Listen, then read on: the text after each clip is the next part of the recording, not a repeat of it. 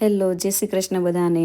હવે spring time ચાલુ થઈ ગયો અને આજે સરસ તડકા જેવું વાતાવરણ હતું. પવન નહોતો, ઠંડી બહુ ઓછી હતી.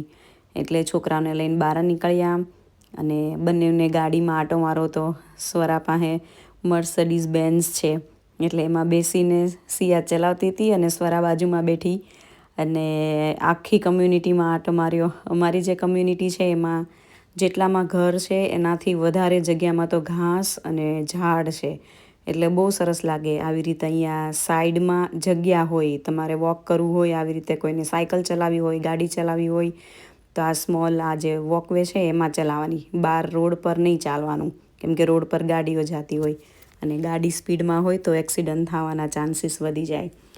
એટલે જ્યારે રોડ ક્રોસ કરવાનો હોય ત્યારે હું ધ્યાન રાખું કે કોઈ નથી આવતું ને, એટલે પછી એ રોડ ક્રોસ કરે. બંનેઓને બહુ જ મજા આવી ગઈ. અત્યારે તો બધા ઝાડ સુકાઈ ગયા છે.